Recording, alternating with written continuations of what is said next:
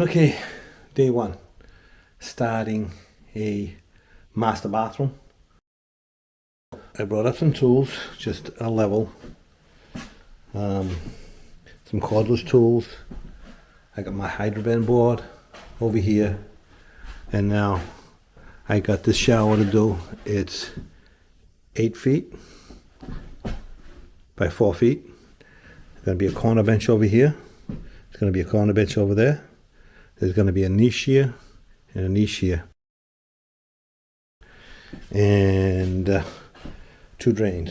One drain here and one drain there. So first thing I'm going to do is check the alignment of these studs and see if I'd have to do any shimming. This stud is sticking out. I'm going to have to shave this one down. And this stud here up high is sticking out. I'm going to have to shave that down too.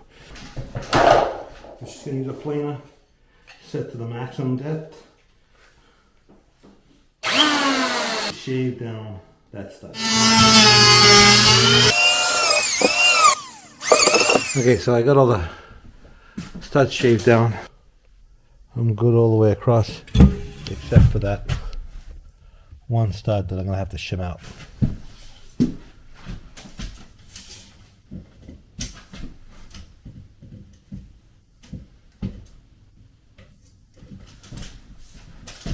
Okay, so I try and show you how to build a shower using TCNA and ANSI standards and methods, and also manufacturer recommendations.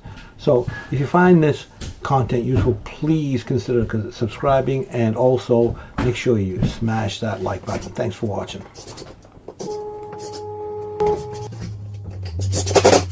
Be the sealant.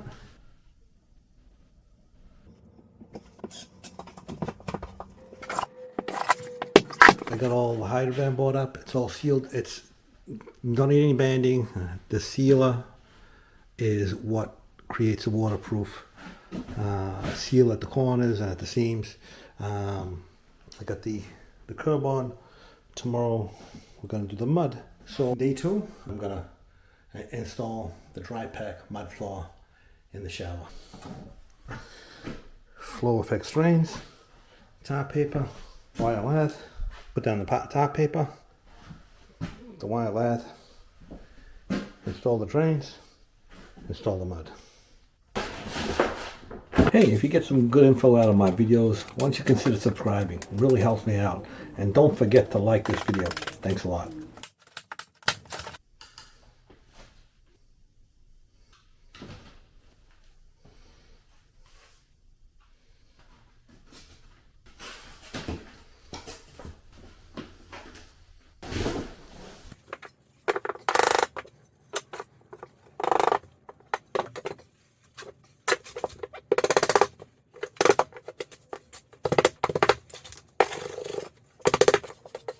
So I got all the perimeter down for the mud. I'm going to show you in just one second so that I can screed from one drain to the middle, and from the middle to the other drain, and then from the 2 ends. So the drain, so the perimeter is all completely level, and then the center is level, except I made it just slightly pitched down towards the center a little bit, just a tiny little bit. Now I'm gonna fill in all the way around and pitch to both drains, from the center to this drain, from the edges over here to this drain, and same over here from the center to that drain, and give it a nice slope so that no water will accumulate in the center. It'll either drain to one side or the other.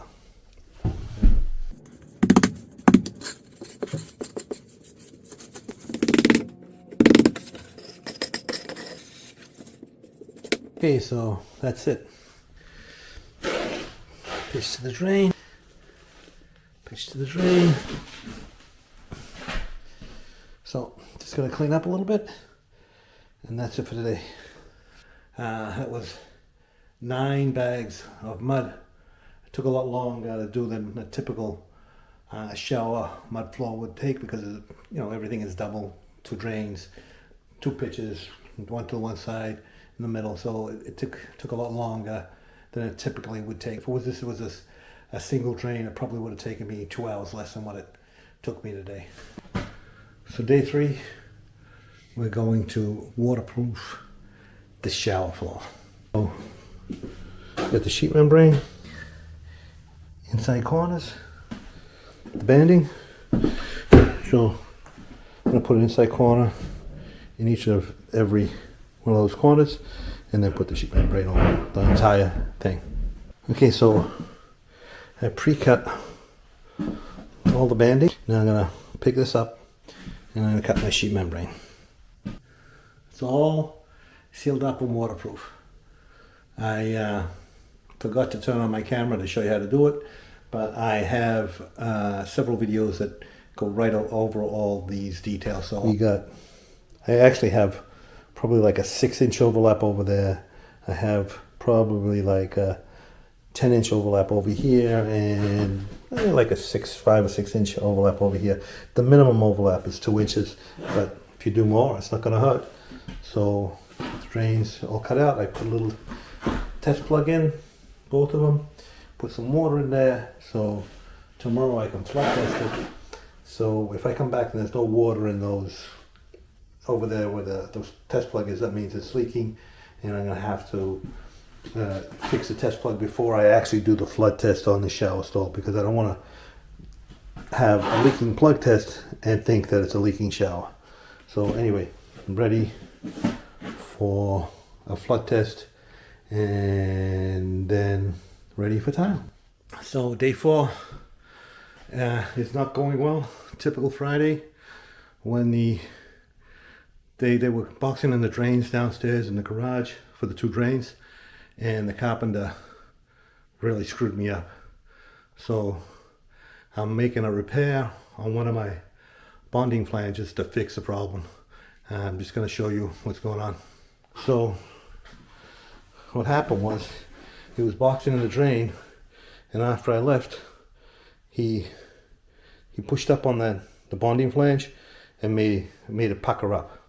So now I had to cut it out using cut out the drain using an inside pipe cutter, put a coupler on it, cut out some membrane, and now I'm going to have to reset it, and then I'm going to put a big patch of sheet membrane over this, and then it's going to have to be flood tested tomorrow because I can't flood test it today. So I'll show you the end result.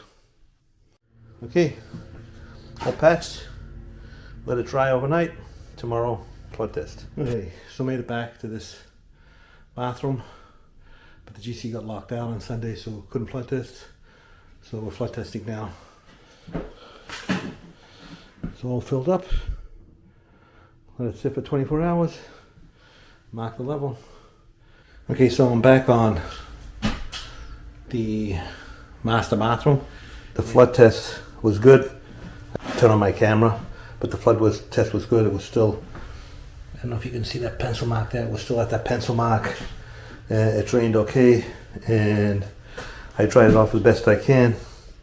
But because it's still so soaking wet, because the membrane, the fleece on top is going to soak up a lot of water, and I dried it off as best I can. I decided that I'm going to let this dry before I install the tile, because I don't want to run the risk of the thin set not sticking to the membrane because it's so wet. Sometimes your plans don't go as you expected. I have usually been able, when I've done a flood test, I've usually been able to empty it out and then let it dry for a day or two before I install the tile.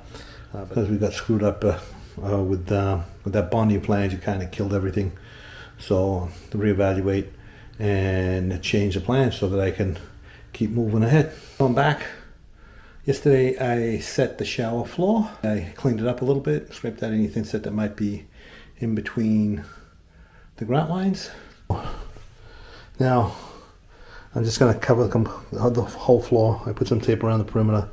I'm going to use some cardboard and cover this whole floor so that while I'm working on the tile, I don't get the floor damaged or dirty. Okay, so I covered the floor, but I left room around the perimeter, because I don't want the tile sitting on the tape, because then it's going to be a huge pain here to get the tape out. So you leave enough room so when you set your tile, it won't be covering the tape. So that's all the way around.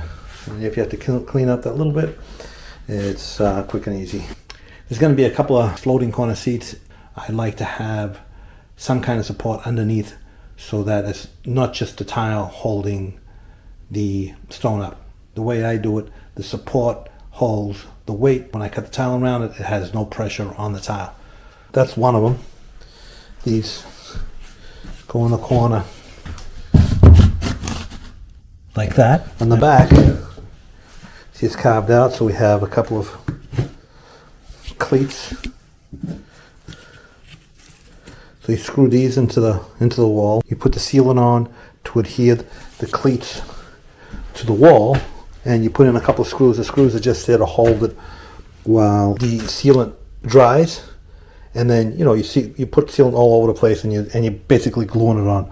Once that sealant dries, it's as strong as can be. If you can get 2-inch material, that's fine. But these are just 4 half-inch pieces of board cut to a triangle, and then I cut out 1 inch for the cleats. The finished height has to be around 17 inches. So the top of the stone from the floor, the finished height has to be around 17 inches. So I'm going to measure at 17 inches my height, then I'm going to go down 1.25 inches for the thickness of the material, and then I'm going to go down another 2 inches. So this is my stone. So the top of my seat is going to go like that. So these cleats here are going to go on the bottom like this, and then this here will sit on the cleats. Let me show you how I do that. Okay, so I got those cleats on there. Then that goes like that. So that's what I'm going to do next.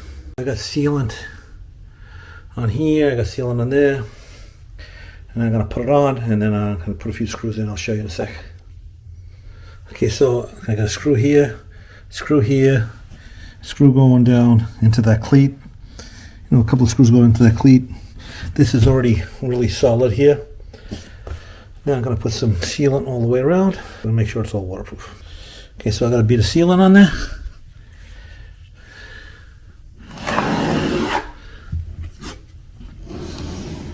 Okay, so that's both of them done.